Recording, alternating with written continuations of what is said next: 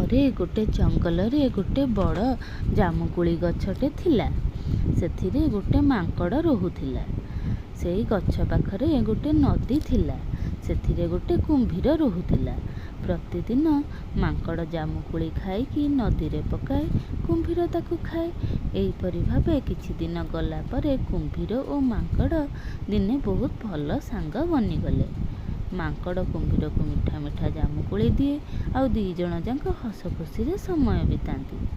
ଦିନେ କୁମ୍ଭୀର ତା ସ୍ତ୍ରୀ ପାଇଁ ଜାମୁକୋଳି ଆଣିଥିଲା। ତା ସ୍ତ୍ରୀ କହିଲା, ଏତେ ମିଠା ଜାମୁକୋଳି ତମେ କେଉଁଠୁ ପାଇଲ? କୁମ୍ଭୀର କହିଲା, ଏ ଜାମୁକୋଳି ମୋତେ ମୋ ସାଙ୍ଗ ମାଙ୍କଡ଼ ଦେଇଛି। ସେଇଠୁ ତା ସ୍ତ୍ରୀ କହିଲା, ଯଦି ଜାମୁକୋଳି ଏତେ ମିଠା, ତାହେଲେ ସେ ମାଙ୍କଡ଼ର କଲିଜା କେତେ ମିଠା ହୋଇନଥିବ। ମୋତେ ତା କଲିଜା ଖାଇବାକୁ ଭାରି ଇଚ୍ଛା ହେଉଛି।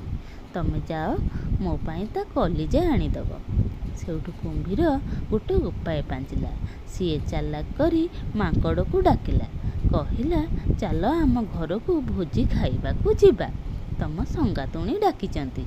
ମୋ ପିଠିରେ ବସ, ମୁଁ ତୁମକୁ ମୋ ଘରକୁ ନେଇଯିବି। ସେଇଠୁ ମାଙ୍କଡ଼ ରାଜି ହୋଇଗଲା।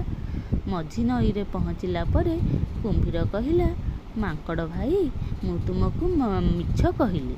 ମୁଁ ତୁମକୁ ମାରି ତୁମର କଲିଜା ଖାଇବାକୁ ଆଣିଛି। ସେଇଠୁ ମାଙ୍କଡ଼ ଡରିଗଲା। ସିଏ ମନେ ମନେ ଗୋଟେ ଉପାୟ ପାଞ୍ଚିଲା। ସିଏ କହିଲା, କିନ୍ତୁ କୁମ୍ଭୀର ଭାଇ, ମୋ କଲିଜା ତ ମୁଁ ଗଛ କୋରଡ଼ରେ ଛାଡ଼ି ଦେଇ ଆସିଛି। ମୋତେ ସେଠାକୁ ନେଇ ଚାଲ, ମୁଁ ତୁମକୁ ସେଠାରେ ମୋ କଲିଜା ଦେବି। ସେଇଠୁ ମାଙ୍କଡ଼ କୁମ୍ଭୀର କଥାରେ ବିଶ୍ୱାସ କରିଗଲା ଓ ତାକୁ ନଈ କୂଳକୁ ନେଇଗଲା। ନଈ କୂଳରେ ପହଞ୍ଚିଲା ମାତ୍ରକେ ମାଙ୍କଡ଼ ଫକିଣି ଗଛ ଡାଳକୁ ଡେଇଁ ପଡ଼ିଲା ଓ ନିଜ ଜୀବନ ରକ୍ଷା କରିଦେଲା ଓ କୁମ୍ଭୀରକୁ କହିଲା, କଲିଜା କ'ଣ କିଏ ନିଜ ଦେହରୁ କାଢ଼ିପାରିବ? ମୁଁ ତୁମକୁ ମୋ ପ୍ରାଣ ରକ୍ଷା କରିବା ପାଇଁ ମିଛ କହିଲି।